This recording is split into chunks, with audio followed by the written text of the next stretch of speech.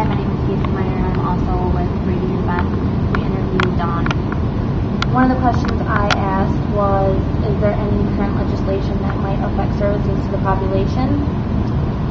And she said that there would be some budget cuts with the legislation, but as of now, nothing is final.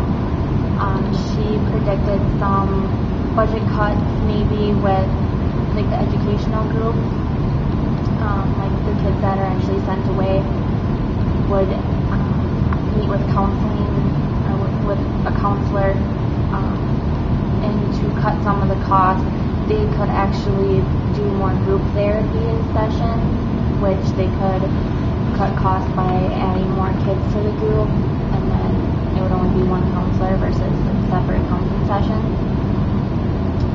Another would be like the treatment centers. Right now, there's a Fountain Centers in Albert Lea that takes on juveniles for treatment and placement. They don't do a whole lot with Fountain Centers as of now, but with the budget cut, that's another option that they could use Fountain Centers.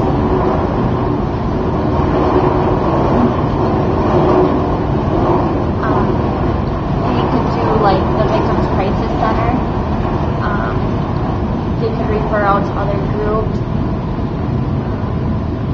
It's really hard because the cost of placement for a juvenile is pretty high. I think she said it was like $450, but it depends on the placement and the juvenile, the behaviors, and how long they are placed.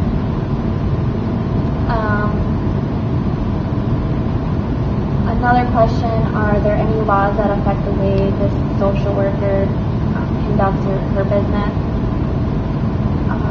And then is there any suggestions for new legislation?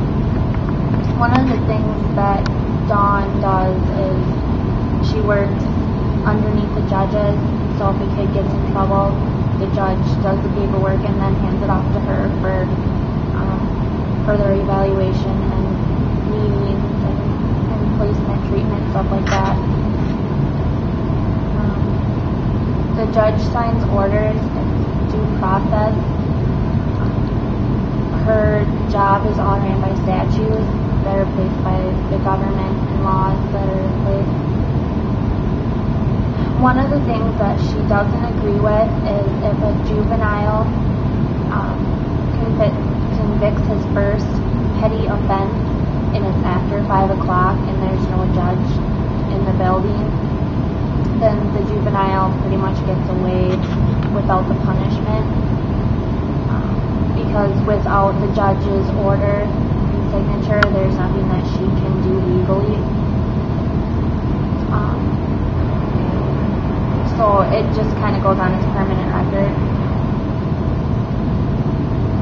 She would like to see that change. The placement right now that they use the most is Red Wing.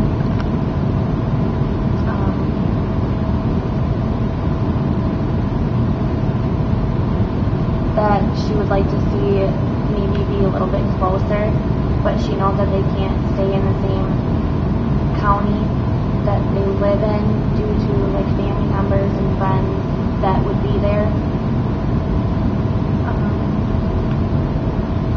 One of the other questions I had, how important is the social worker's education to her career and then the continuing education?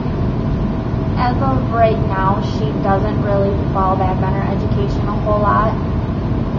She's glad that she did do the corrections part of it. Some of the classes that she did find helpful was the social deviance classes, which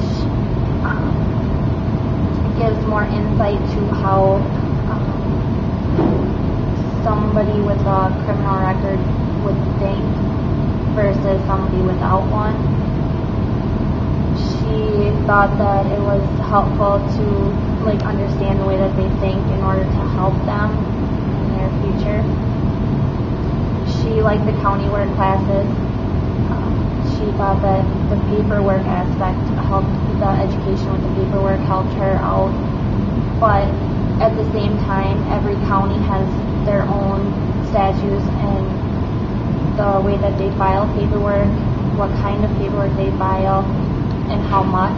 It kind of depends on the juvenile as well, like what kind of offenses that they committed.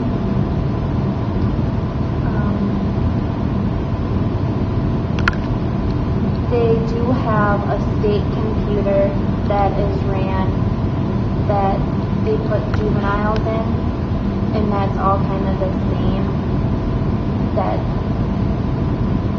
every county uses, that she found most helpful. And then she doesn't really continue on with her education. She does a lot of the community involvement, like Beth had talked about previous. She likes to work with females, the younger females versus the males. She feels that females show mixed emotions and they're over-sexualized. One example is that, she'll have a female punching the wall and having a temper tantrum, basically, but the juvenile is really sad inside and she just doesn't know how to express her emotions. And she found that she works better with females because she understands that they have those mixed emotions and hormones. She tries to keep families together as much as possible. If the juveniles come in and they have brothers and sisters, they try to keep them somewhat close, but with placement it's hard because they don't necessarily know what county they'll be in, and it depends on funding as well. The juveniles that she works with usually start at 11 years old. If they're under 11, they usually are in human services, some kind of human services control. A rare case would be a 10-year-old boy pushed somebody in front of a school bus, so they automatically got sent to her through the judge, of course, because the judge has to rule it. Usually about 7th grade she sees them, but she can keep them until 19 years old for the fact that some juveniles think that the day before their 18th birthday they can get in trouble, and then they're kind of off scot-free once they turn 18. But they can have it extended all the way up until 21 if need be, and that needs to go through the judge.